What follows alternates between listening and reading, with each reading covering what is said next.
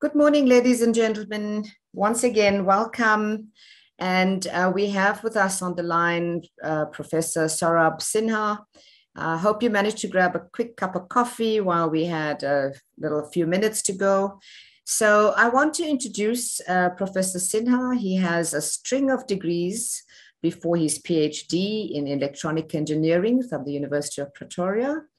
And many of them, of course, ladies and gentlemen, with distinction. As an established researcher rated by the National Research Foundation, he has authored or co-authored over 130 publications in peer-reviewed journals as well as international conferences. So we're very honored to have you with us, Prof. Sinha. Prof. Sinha has also served University of Pretoria over a decade, in his last service being director of Carl and Emily Fuchs Institute for Microelectronics, Department of Electronic and Computer Engineering.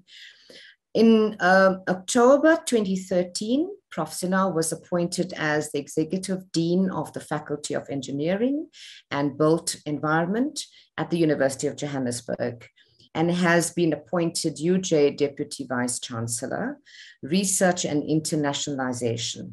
Among other leading roles, Prof. Sinha also served the IEE as a board of director and vice president educational activities. And I'd want to thank you, Professor, for joining us, and I hand over to you. Thank you. All right, good morning, and thank you very much, Dr. Rajab, for that kind introduction. And good morning to all of the audience that has been here, has joined us for this event. I know this is your second day, so you've already received quite a bit of information, and I promise you that I'll take you on the same path.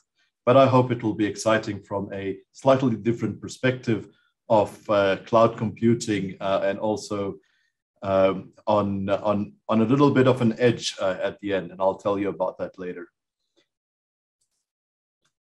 So firstly, I'll like to introduce I'll firstly introduce the industrial revolutions, a little bit of focus on the fourth industrial revolution, and then I'll talk in terms of a skills revolution, a different but a needed type of revolution, given the context in which the fourth industrial revolution meets with us.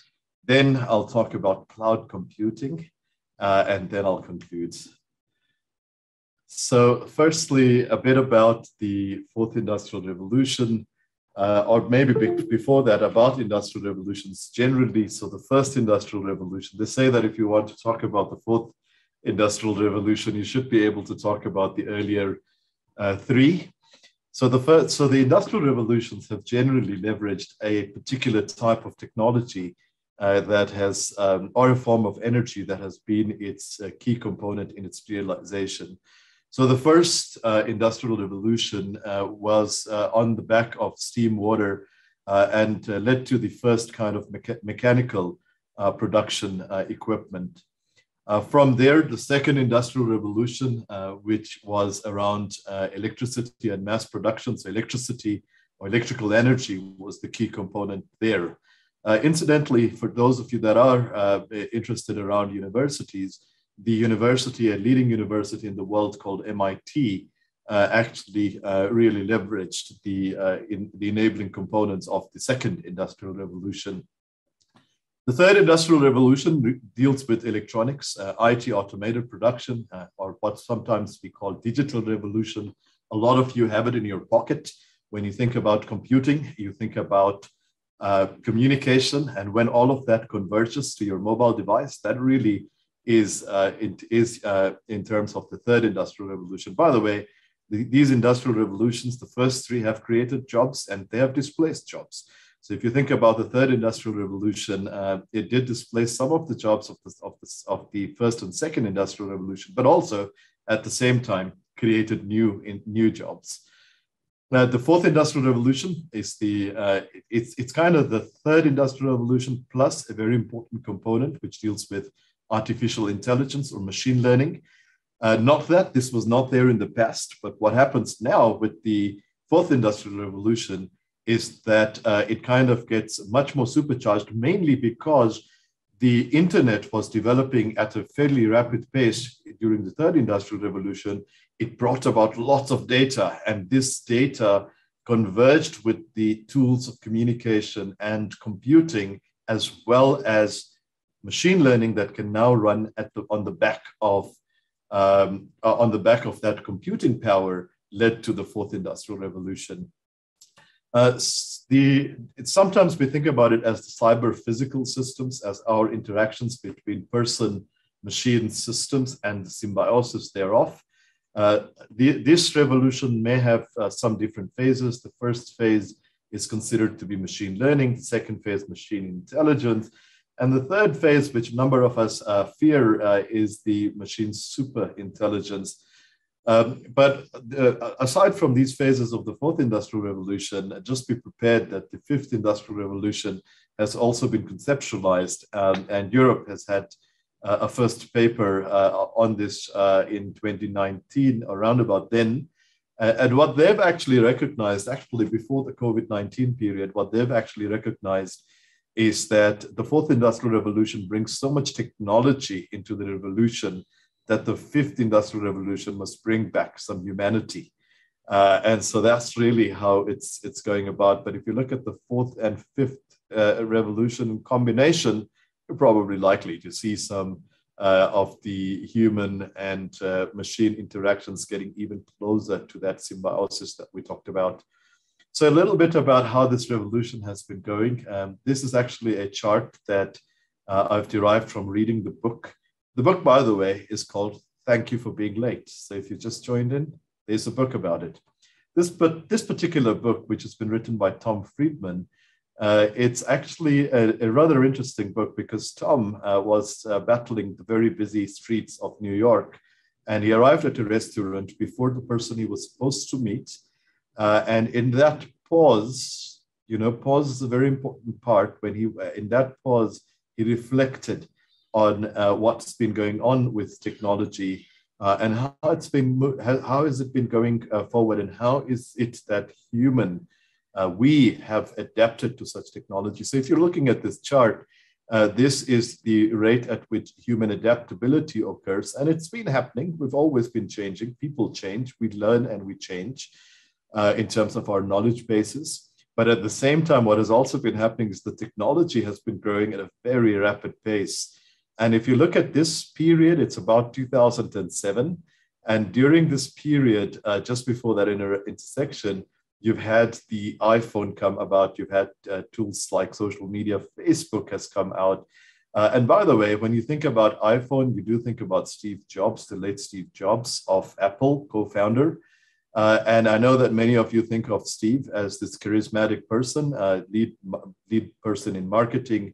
But on the other hand, do resonate with his surname as well, Jobs, because Apple did create a lot of jobs. And I do want you to keep that in mind, because often when we're dealing with these technologies of the future, we do absolutely recognize that there will be jobs that will disappear, but there will also be others that will in fact appear.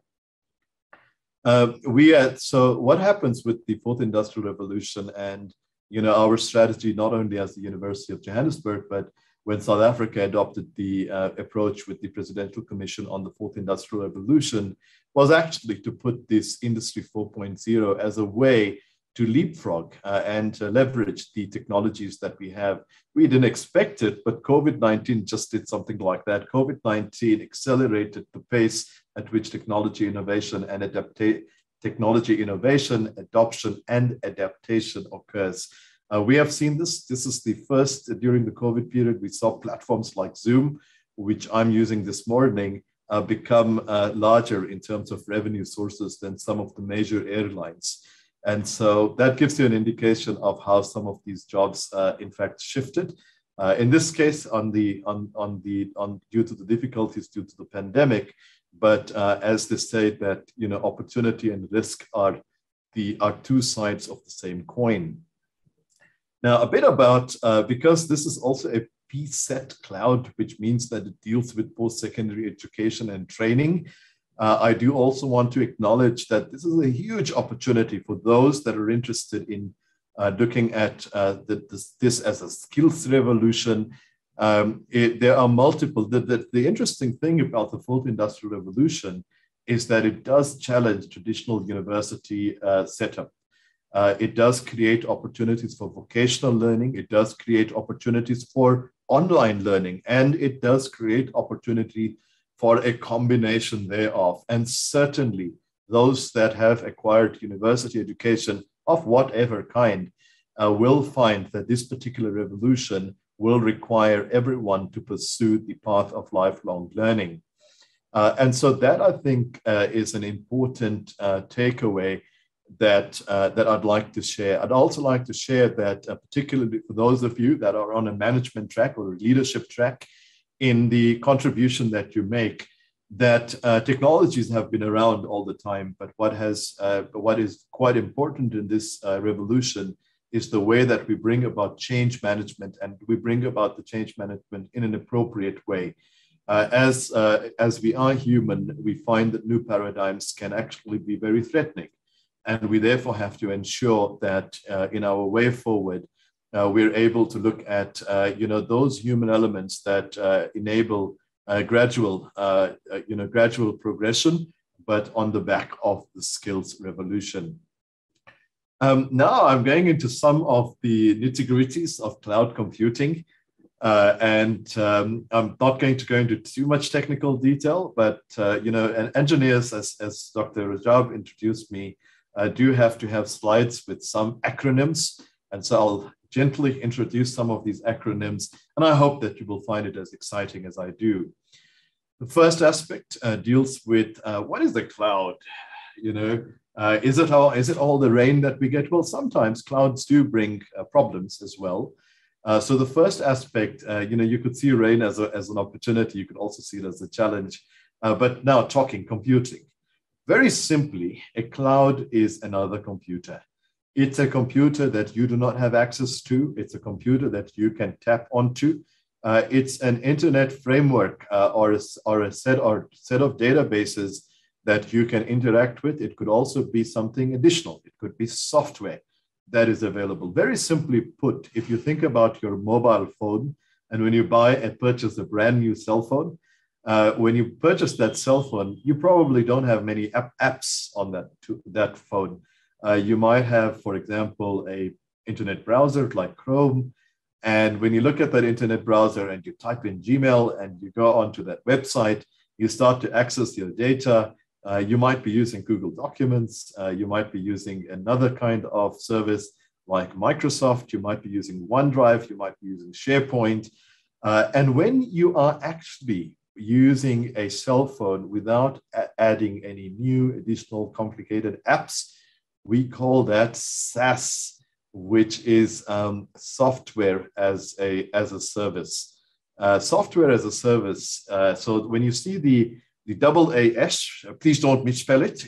AAS is as a service. And so if you have one takeaway from this presentation, think about the whatever X as a service. And you can see that are pronounced on this in different ways. So the first one and the most commonly one is called SaaS, software as a service. And I gave the example. And by the way, I think that the way that the PSET Cloud in the first phase is progressing is actually a SaaS. It gives you interaction. It gives you the ability to use certain tools, gives you the ability to use certain apps. It gives you the ability to do collaborative editing. And that first phase is really referred to as a SaaS. The second one, actually, I have the order wrong. The second one should be PaaS, which is platform as a service. A platform as a service is when you have data and applications that is provided on a different computing platform. The third type is called IaaS, which is infrastructure as a service. And this particular type of platform is used mostly by system administrators. So the majority of you would be using the SaaS and would be using PaaS in terms of your usability and interaction with the cloud. I must say that the kind of cloud services you can swap. So there's not necessarily one or the other answer.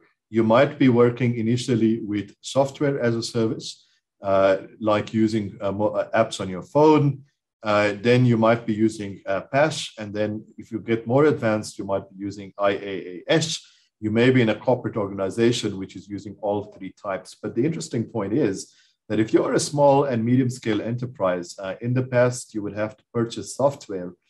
The cloud computing programs gives you that advantage that you can actually use tools that are already in existence.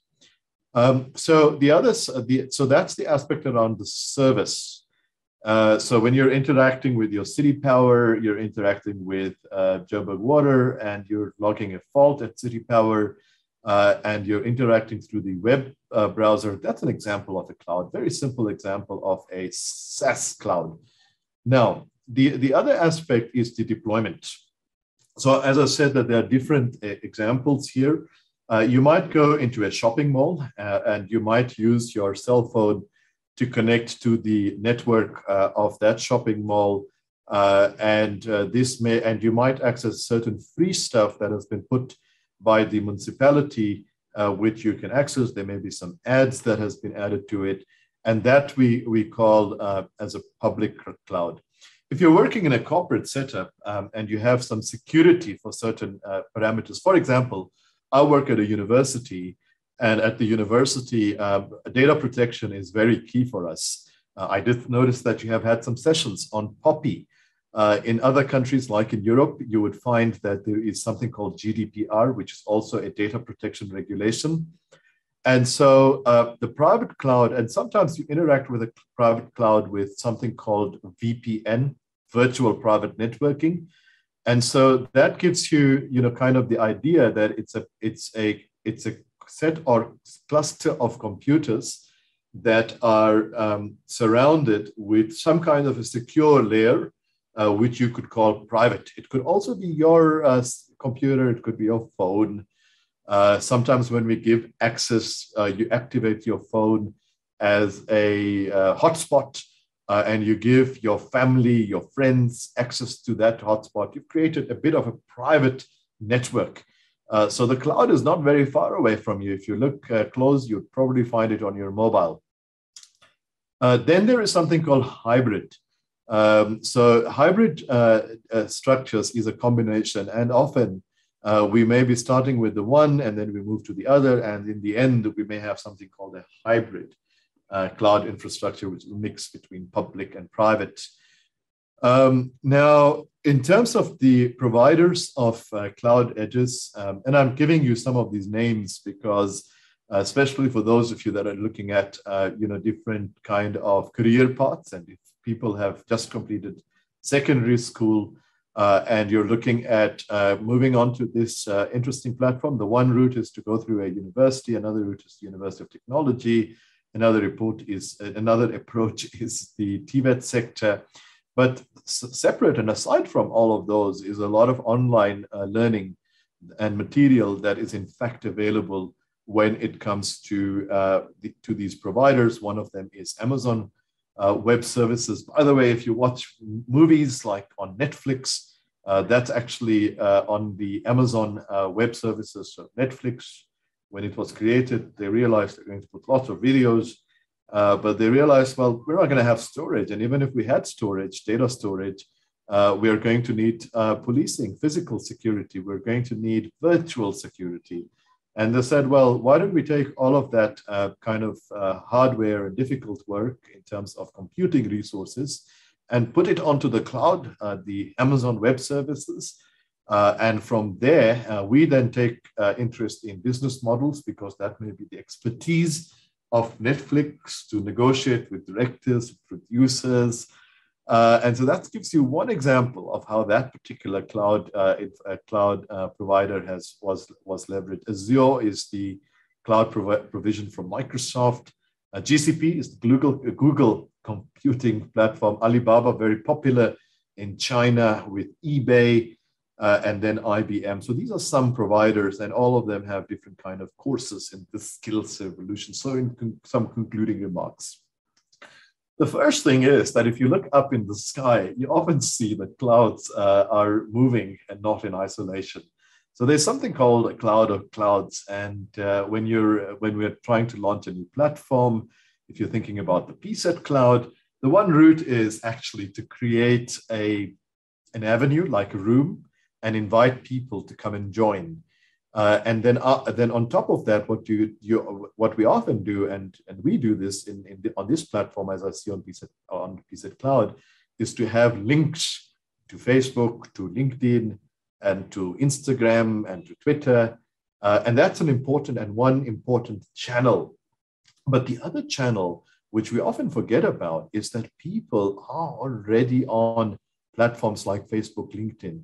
And so building the channel from the other side, like by using hashtags, becomes quite important because those, the one model is you build a room and you invite people to come.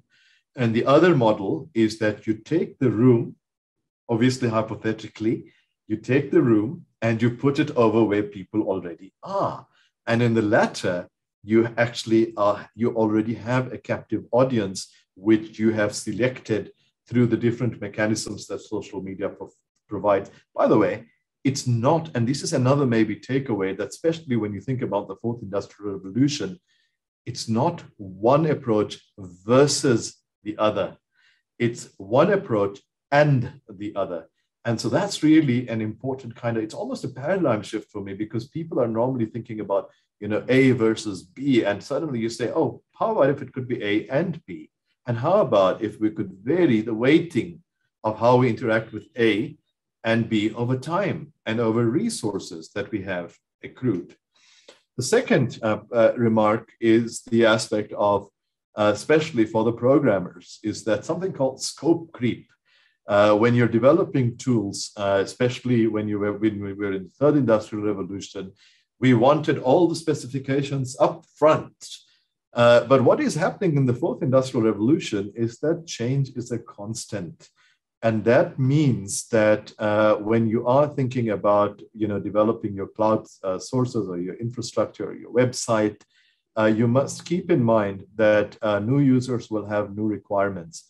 And if you think about a platform like LinkedIn has been able to do that quite successfully. So they had a base platform in which they had your basic profile, and then they added step-by-step different applications, including learning applications. Once upon a time, Google did the same. Google added, Gmail came about in South Africa around about 2007. And some institutions were given a very discounted rate. And part of it was because they were looking to bring users onto the platform. And once the users are there, then they start to build additional capability, like Google Drive came about. But you do have to think about this from a perspective. And that's why maybe that pause is important, because you do have to think about this from a long-term perspective, that initially you would like to build a big client base, and then on top of that, you would like to build services. You do have to keep in mind cybersecurity. I gave you those AAS, as a service. And one of the as a service that has come about from the dark world of the internet is the RAS, which is ransomware as a service. And so the cybersecurity elements is another important area. And by the way, for the skills revolution, that's an important area of study, of practice as well.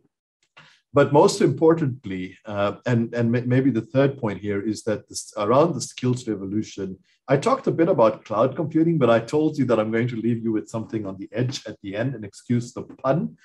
But edge computing is a new area that is coming about, and that's really coming about, dear colleagues and friends, is that your computers, your cell phones is a mini computer now. And that means a lot of us are in fact carrying clouds and portals, which means that you actually have the cloud of clouds. And that gives you that form of computing refers to as edge computing. The Internet of Things is coming about in that way. But lastly is that, while we are learning, and we must keep in mind that we'll be learning constantly in this revolution, is that we should seek and solicit partners. We may find that we're not the best when it comes to cybersecurity, but we may be able to find the right partners that might be able to give us that strength. So with those words, I see I've got 10 seconds left. I'm going to turn over to you, Dr. Rajab, in case there are any Q&As or if you or others have any feedback. So thank you.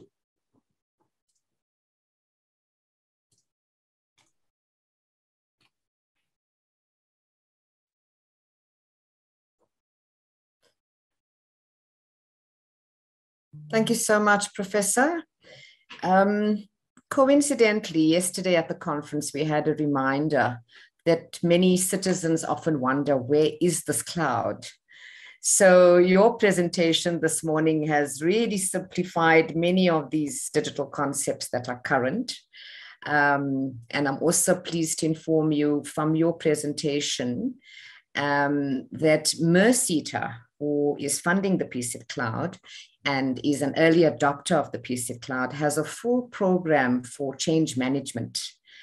This is managed by Mpho Kotane at the SETA, and she takes employees and stakeholders widely on a national basis through a digital transformation process. So it's really part of the program, and I was really pleased to hear that we are on the right track as far as trying to balance that technology, taking people with us through that process. So thank you for that. Your presentation has certainly clarified so many of these acronyms. I mean, it's mind-boggling. As it is in our learning world, with all our NQF, and coming on board, and then the CETAs coming on board, and then, now the digital divide has installed. Where do we go with this? How do we take people through this? So another list of acronyms, but I suppose this is what we call lifelong learning, that even, as we progress in the academic world, we take new learnings with us. So your presentation has certainly clarified many of these issues, and I'm sure there's a lot of interest now in your book as well. And then I think lastly from my side, your presentation and how you navigated, took us through your navigation of this digital world, has also given us some ideas on an advocacy campaign. We have for this conference on social media. We do have a captive audience. They have been engaging. So pulling citizens through into the PSET Cloud initiative, we will certainly build on that. So that was also really sound advice for us. So thank you so much. I'm just checking if there are any questions on the chat. There is a comment. Multiple avenues to ensure accessibility to PSET Cloud is an essential. And this comes from Mustaq Ali, who is representing Business Unity South Africa.